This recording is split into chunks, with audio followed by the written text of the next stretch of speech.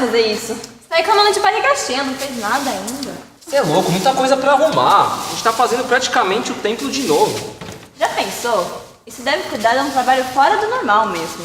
Isso o quê? Fazer esse templo. Ah. Eu ouvi dizer que foi um construtor que chamava Petkov. Que construtor? Ele era pastor da igreja. Ouvi falar que ele fez o templo sozinho. Ah, para, sozinho não, né? Alguma ajuda ele precisou. Mas escuta, alguém sabe a história desse cara? Eu lembro como começa. Ele nasceu no dia 24 de maio de 1914, numa comunidade agrícola na Moldávia.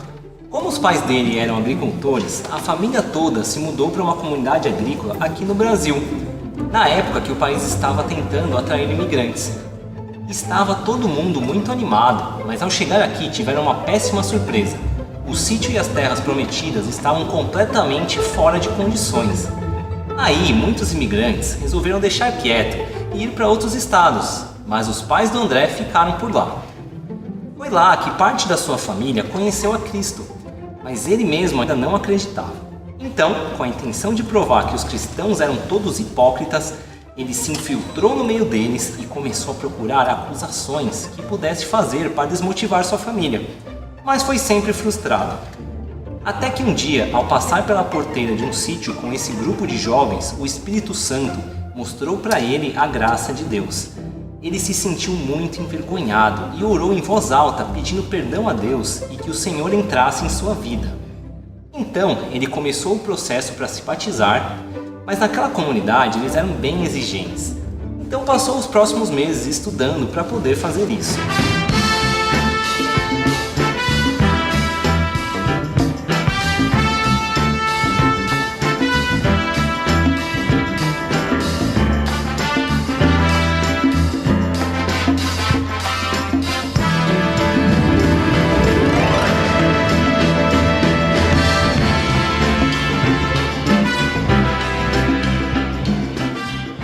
Tempo depois, se casou com a jovem Anna Velter e teve seu primeiro filho, Osvaldo. Eles se envolveram na área musical da igreja e eram muito felizes juntos.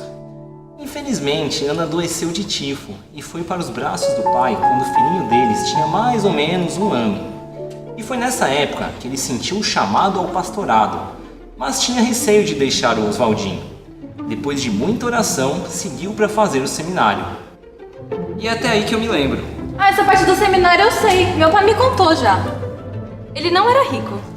Então, para pagar o seminário, tinha que lavar pratos, engomar camisas de outros seminaristas mais afortunados.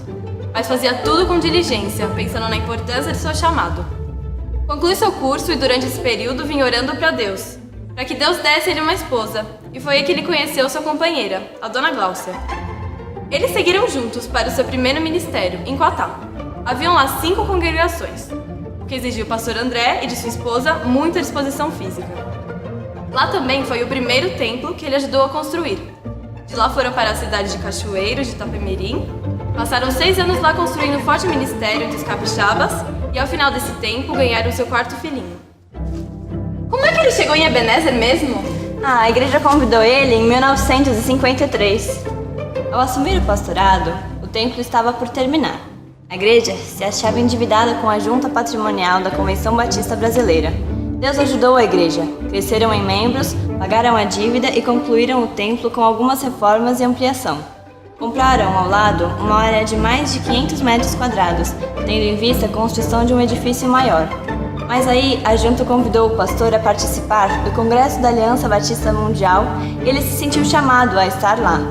A princípio, os membros não concordaram com essa decisão, mas depois de muita oração, o deixaram ir. Ele passou por um certo período de tempo engajado nesse projeto, mas depois voltou a Ebenezer, com um desafio ainda maior, a construção do templo.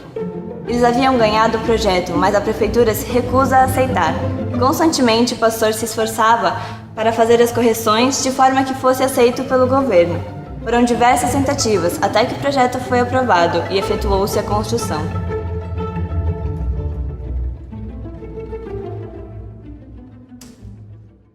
Ah, mas depois disso, ele se aposentou, não foi? Não, ele ainda fez várias publicações e pastoreou a primeira igreja batista do Ipiranga. Ele sempre esteve na ativa.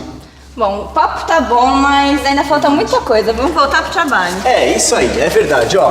Pega essa vassoura aqui, se inspira no peixe couve e vamos trabalhar, porque já já a gente termina, beleza? Vamos lá.